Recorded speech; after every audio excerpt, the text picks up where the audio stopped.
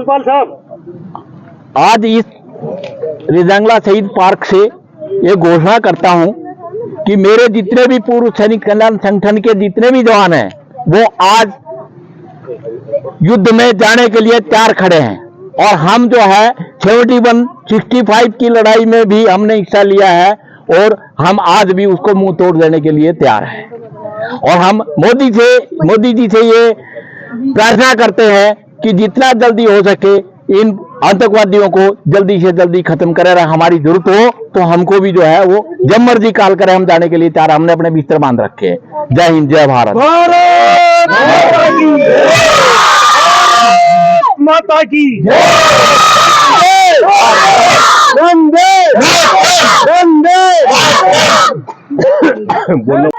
Sir, मैं x हवलदार Rajveer Singh, x group Rewari संगठन से ताल्लुकात रखता हूं। जब देश के प्रधानमंत्री नरेंद्र मोदी बने थे 2014 में और 2016 में जब उड़ी का बदला लिया था, उसी समय हमने मोदी जी को समझ लिया था कि होनहार लीडर है और जो करके दिखाएंगे देश के लिए। और जो मोदी जी बोलते हैं वो करते हैं, जो मुंह से बोला उस बात पे अमल 100% करते हैं। तो हम मोदी जी का समर्थन करते हैं। और जो इन्होंने 22 अप्रैल 2025 को पाकिस्तान ने हमारे पे करोड़ कार्रवाई करी थी, उसका बदले का हमारे का इंतजार था। हमारी रीति रिवाजों के मुताबिक हमारे को 13 दिन का इंतजार था और 14 दिन को हमारे को उम्मीद थी कि जो करेंगे वो मोदी जी ने करके दिखाया है। गिन के चुन के मारा है और आगे भी मारेंगे और चैलेंज करके मारेंगे, बता के मारेंगे। यह नहीं कि छुपके जैसे पाकिस्तान ने हमारे पे किया, हम छुपके नहीं करते। हम जो करते हैं वो कह के करते हैं, बता के करते हैं, पीछे नहीं हटते। पहले हम किसी को छेड़ते नहीं और हमारे को कोई छेड़ता है तो हम उसको छोड़ते नहीं। भारत माता की, हिंदुस्तान हिंदुस्तान, मोदी जी की, मोदी जी की। सर, आपका परिचय। आ जाओ। मैं अजीत सिंह सेना मेडल रिटायर्ड 22 ग्रेनेडियर से हूं और हम सब पूर्व सैनिकों ने एकता दिखानी है और हम सब लड़ाई के लिए तैयार हैं। अपने अपनी यूनिटों से हमने कांटेक्ट कर लिया है। जहां भी हमारी यूनिट लड़ाई के लिए डिप्लॉय है वहां हमने अपने कमांडरों से बात कर ली है और हम अपने जवानों को वहां भरपूर मोटिवेट करेंगे और लड़ाई में मोर्चे पे भी खड़े रहेंगे साहब। तो आपने भी युद्ध लड़ा है? बिल्कुल जी, मैं कारगिल युद्ध में था और गाइड चला था 22 ग्रेनेडियर का। कारगिल की लड़ाई में मैं घायल भी हुआ हूँ। तो अब क्या रणनीति बना रहे हो आप पूर्व सैनिक? पूर्व सैनिक हम संगठित है और पूरे हम जाने के लिए तैयार हैं। यही रणनीति हमारी। सबने अपने तैयार कर लिया, सबके हम तैयार हैं, हम सब बिल्कुल बच्चा तैयार है। जी सूरजपाल जी, क्या कहेंगे? मैं कहूँगा शेर अगर एक कदम पीछे लेता है तो उसको कार कभी मत समझना। वो उस रणनीति की तैयारी कर रहा है जो आराम से किसी पब्लिक को तकलीफ ना हो और सिर्फ आतंकवादियों को चुन चुन के मारा जाए। वो शेर है जो छोड़ेगा नहीं, जो बोलता है उसे एक कदम आगे उठा के लेता है। हमने अपनी पेटी बांध रखी है, हम लड़ाई में जाने के लिए तैयार हैं। किसी भी कीमत पर आतंकवादियों को नहीं छोड़ा जाएगा, ये मोदी जी ने बोल दिया है और हम इस चीज का समर्थन करते हैं। पूरे सैनिक कल्याण संगठन वाइस प्रेसिडेंट होने के नाते मैं सभी को ये कह रहा हूं कि हमने अपनी पेटी बांध ली है और हम जाने के लिए तैयार हैं। कभी भी आदेश आएगा हम सीमा पर तैयार मिलेंगे। सर, आपका परिचय। मैं कैप्टन वीर सिंह यादव, संस्थापक एवं संरक्षक पूर्व सैनिक कल्याण संगठन रेवाड़ी, रजिस्टर्ड। सर, आज क्या प्रदर्शन कर रहे हैं आप पार्क के?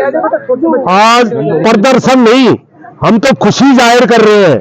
जो 22 तारीख को एक कुकरम पाकिस्तान आर्मी द्वारा प्रपोज किया हुआ था, जिसमें हमारे 26 टूरिस्ट मारे गए थे, एक नेपाली टूरिस्ट मारा गया था, उसके लिए 13 दिन तक हम जलते रहे और हमें इंतजार था 14वें दिन का।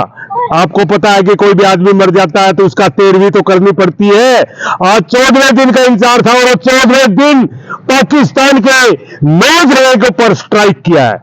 और मिसाइल से हमला किया है देश के अंदर घुसकर। ऐसे नहीं है कि यहाँ हिंदुस्तान में बैठे बैठे हमारे फाइटर अंदर गए हुए हैं। पंजाब के 4 जगह और पीओके के 5 जगह पर टेररिस्ट कैंप थे। हमने उनकी ना कोई आर्मी को ना सिविलियन जनता को कोई नुकसान पहुंचाया है, बल्कि उनके जितने भी टूरिस्ट कैंप थे उनमें खाली जो टेररिस्ट कैंप थे उनको निशाना बनाया और सबको तहस नहस कर दिया है। और सेना की भारतीय सेना की भारतीय सेना की। और मैं आपको बताना चाहता हूं कि ये अभी तो सिर्फ ट्रेलर है, पिक्चर तो अभी बाकी है। इतने से काम नहीं चलेगा। हम पूर्व सैनिक भी इस काम के लिए तैयार है। हमारे साथ 5000 पूर्व सैनिक है। ये बहुत ही वीरों की जगलती है। हमने रजौला का युद्ध इसी भूमि से लड़ा था। हमारे 114 जवान शहीद हो गए थे। इनके अंदर मैं आपको बताता हूं, हमारे पास मेडलिस्ट है, सेना मेडल हमारे साथ खड़े हुए हैं। और ये वो है जो जिनके हाथ में तिरंगा एक बार ऊपर करो, वो है जिनके पाकिस्तान के 93,000 सैनिकों को हमने अरेस्ट किया था। ये वो पूर्व सैनिक है। आज इनका खून खोल रहा है। अगर जरूरत पड़ी तो हम बॉर्डर पर जाने के लिए भी तैयार हैं। पाकिस्तान को पता होना चाहिए कि इन्हीं पूर्व सैनिकों ने उस टाइम ये प्रेजेंट थे 71 की लड़ाई के अंदर, जिन्होंने पाकिस्तान के 93,000 सैनिकों को अरेस्ट किया था, उनकी पतलून में गिल्ली कर दिया था। आज उनको पता होना चाहिए उनके अंदर इतनी हिम्मत नहीं है। और इसका हमने किसी सेना के ऊपर या किसी सिविलियन पर अटैक नहीं किया, अंतरराष्ट्रीय सपोर्ट भी हमको मिल रहा है। आपने देखा होगा इजराइल ने फुल सपोर्ट किया है। अपनी आत्मरक्षा के लिए हिंदुस्तान कुछ भी कर सकता है। और मैं आपको बताना चाहता हूं, यहां तक रुकने वाला नहीं है। अभी पाकिस्तान के 4 टुकड़े हमने करने हैं, 4 टुकड़े उनके करने हैं। और आप देखते जाओ आगे आगे होता है क्या। पीओके के बारे में क्या कहेंगे? पीओके को लेना है। पीओके तो हमारा हिस्सा है। पीओके के तो संसद के अमित शाह ने बोला है, पीओके का तो हमने एक एमपी की जगह भी खाली छोड़ रखी है। पीओके को लेना है, मुशर्रफाबाद को हमने अलग देश बनवाना है, क्या कुछ करना है, ये सब सीक्रेट बातें हैं, उनको बताने से कोई फायदा नहीं है। हम भी अपनी सिक्योरिटी रखते हैं, ठीक है। और हमारा ये संकल्प है, दृढ़ संकल्प है। अभी नहीं तो बहुत अच्छा मौका हमारे पास है, अभी नहीं तो कभी। और देखो कितना सिंदूर, जो ऑपरेशन का नाम दिया है उसका है सिंदूर। जो उन्होंने सिंदूर मिटाया है ना, उनका सिंदूर अभी मिटेगा। वहां पाकिस्तान के अंदर तो टेररिस्ट का नामो निशान हम खत्म कर देंगे। हमारी सेना बहुत काबिल, मेरे विचार से तो वर्ल्ड की पहली सेना है जो दूसरे देश के अंदर घुसकर सही सलामत वापस लौट कर आए। और